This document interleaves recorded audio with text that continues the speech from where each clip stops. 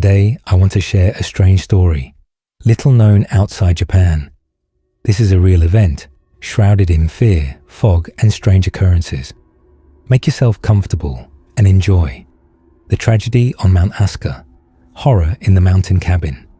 Note: Mount Asuka, sometimes Asaka or Asukaga-san, is a small but wild and humid mountainous area in southern Japan, known for sudden fogs, thick clouds, and frequent cases of hikers getting disoriented.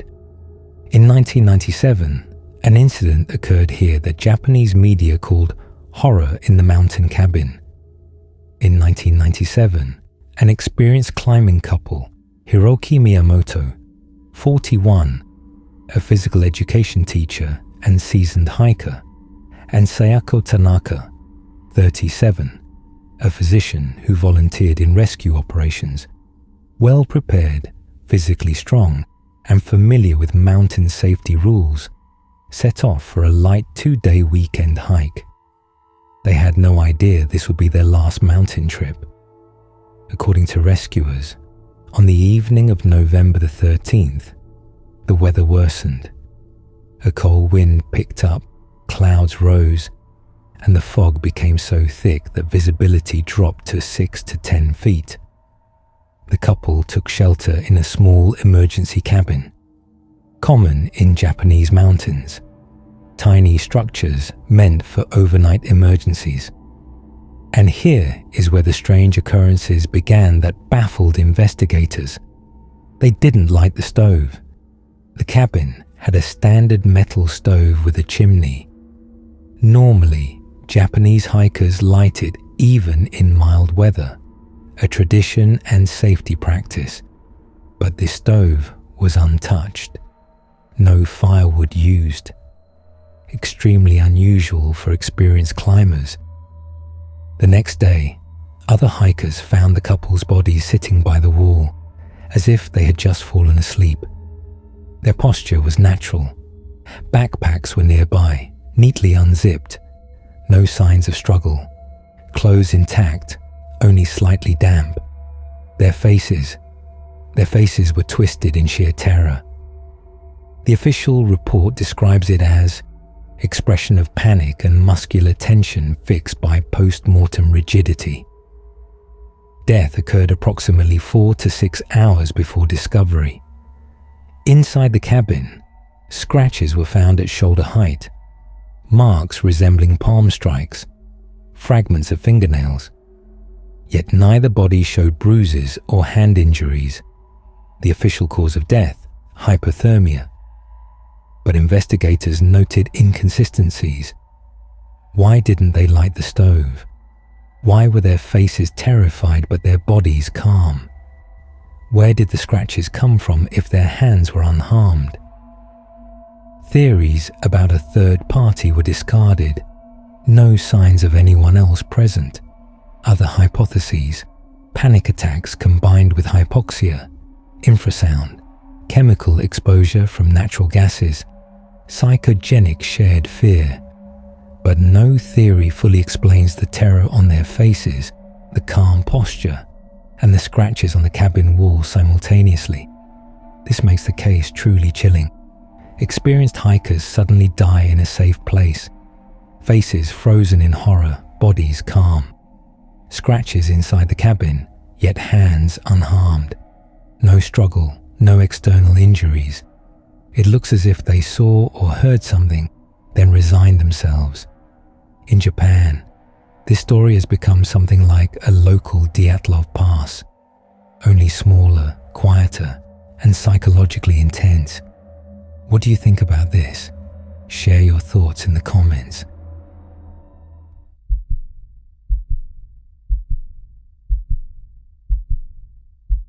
It happened in July of 1996.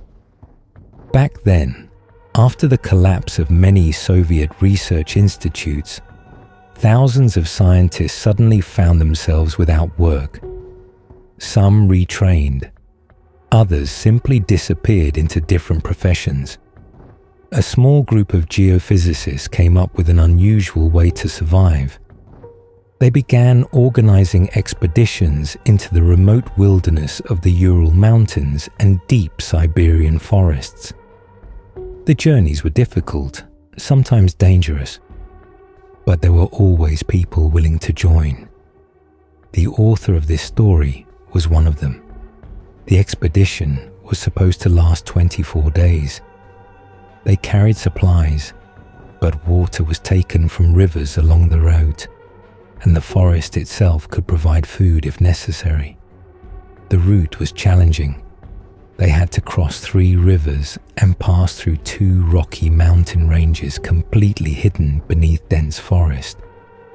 There were no towns, no roads, no signs of civilization anywhere along the path. Just endless wilderness. 9 people traveled together. Everyone was experienced enough, so the first part of the journey went smoothly. They moved from camp to camp, crossing rivers and climbing ridges without serious problems.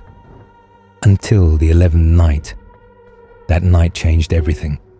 Sometime after midnight, a violent wind suddenly rose. The group woke up to the cracking sound of breaking wood. A tree collapsed somewhere nearby. Then another one.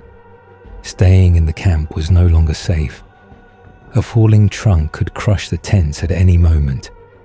They grabbed their essential gear, abandoning the tents, and climbed in the darkness toward a rocky hill nearby, a place where the trees couldn't fall. The rock ledge turned out to be a safer spot, but only for a short while.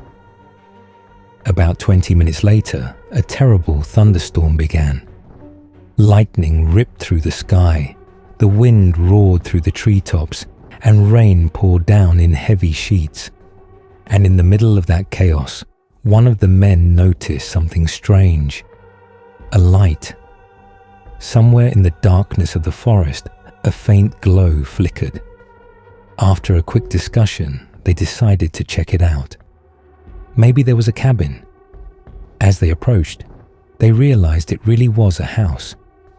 A wooden log cabin standing alone in the wilderness, and in its window burned the light of 3 candles. When they carefully opened the door, they discovered the house was empty, but the candles were burning, which meant someone had to be nearby. In the middle of the night, during a storm, in the middle of endless forest, it seemed unlikely the owner would wander far. The logic was simple. All 9 of them stepped inside the cabin to wait out the storm. The cabin turned out to be surprisingly spacious. 9 people fit inside without much trouble. The only problem was the lighting. 3 candles barely illuminated the room, leaving most of it buried in deep shadows. They began discussing who could possibly have built a house in a place like this. A single person couldn't have done it alone.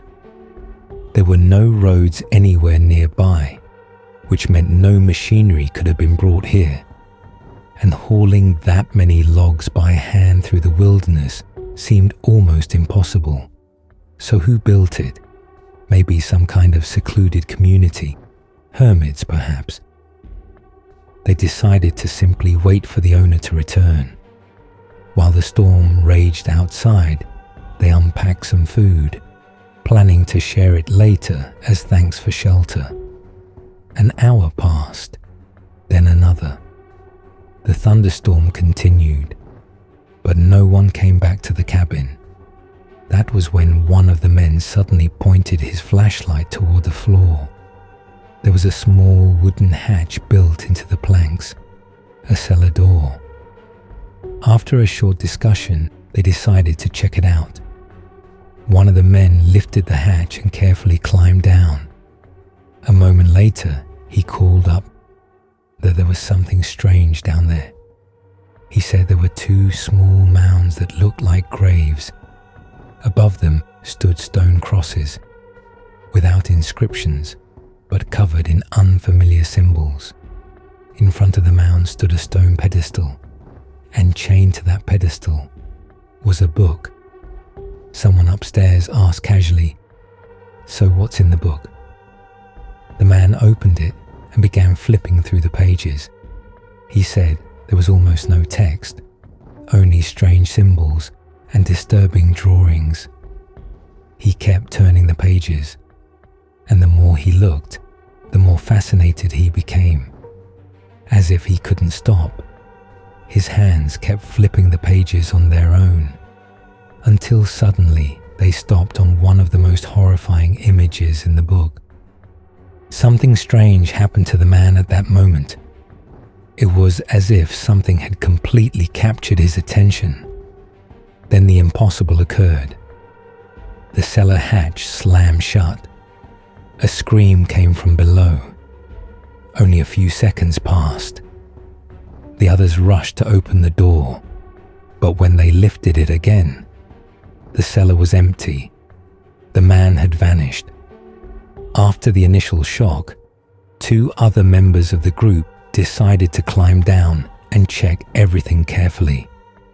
They examined the cellar. The 2 small mounds were still there, the stone crosses, the pedestal with the chained book. Everything looked exactly the same, except their friend was gone. Then it happened again. The hatch slammed shut, and when they opened it, the 2 men had disappeared as well. That was enough. The remaining 6 people ran out of the cabin despite the raging storm. They were in complete shock. First, 3 of their companions had simply vanished. Second, they had been inside the cabin for at least 6 hours, yet outside it was still the same deep night with the same violent storm. And third, it was impossible to understand how such a house could even exist in the middle of the wilderness. When they returned to their original campsite, another surprise awaited them. All the tents had been slashed. The equipment they had left behind was damaged as well. But the storm had already stopped, and on the horizon, the first light of dawn was beginning to appear, as if time had suddenly started moving again. The 6 survivors changed their route, and after 3 days of travel, finally reached the nearest settlement, where they reported everything. Police later returned to the area and searched the forest thoroughly, but they never found the mysterious cabin. The entire region was examined carefully, even together with the expedition members, and there was no doubt about one thing. In the place where the cabin had stood, there was now nothing but dense forest. Whatever happened that night remains unexplained,